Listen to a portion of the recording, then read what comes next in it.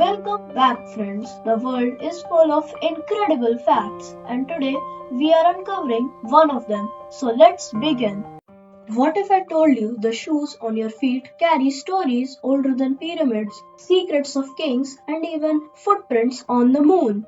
Today, let's take a fascinating journey through history, culture, science, and a little bit of fun as we uncover some truly astonishing facts about shoes. The world's oldest leather shoe. Our story begins over 5,500 years ago. Clues about early footwear come not from books but from ancient human remains.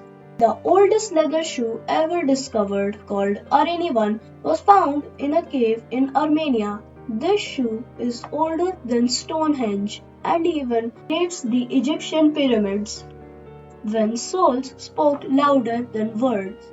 In ancient Greece and Rome, shoes weren't just protections, they were statements. Wealthy citizens carved messages and decorative patterns into the soles of their sandals. With every step, their shoes left imprints on the ground, silently announcing status. Fashion literally leaving its mark. High heels were made for men. Surprising, right? High heels originated in the 10th century, worn by Persian cavalry soldiers.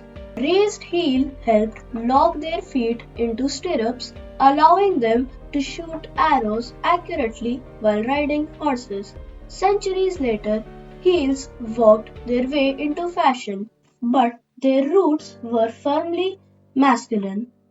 Shoes once measured by barley. In 14th century, England's King Edward I standardized shoe sizing.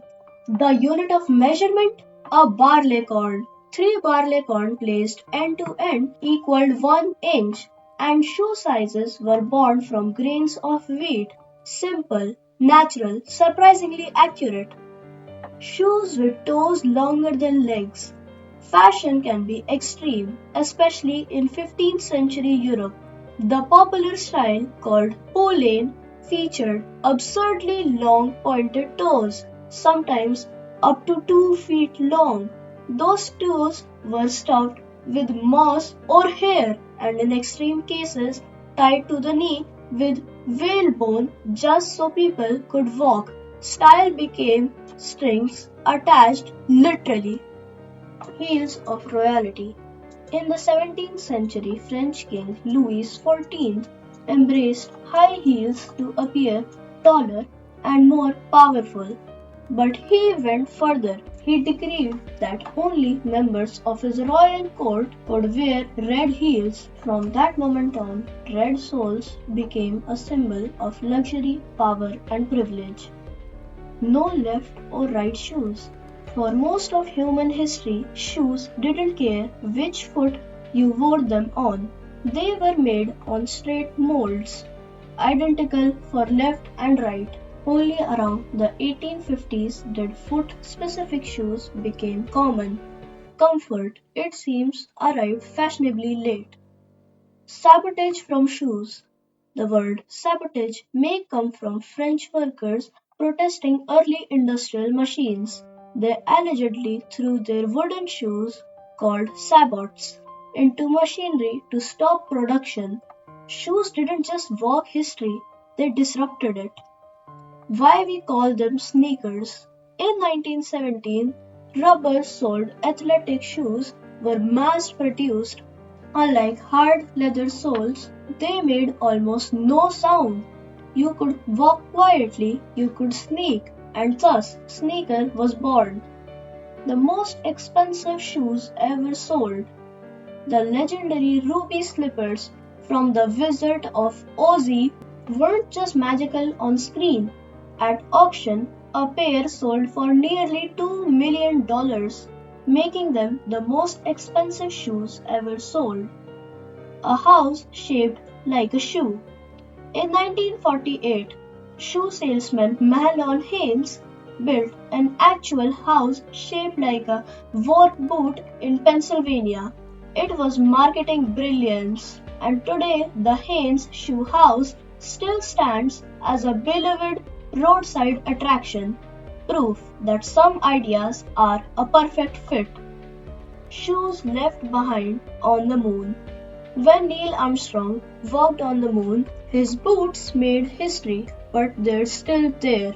To reduce weight for the return journey, his lunar boots were left on the moon's surface. So, somewhere out there, a pair of shoes waits quietly under the stars. The $35 logo. The iconic Nike swoosh logo was designed by a student named Carolyn Davidson. She was paid just $35.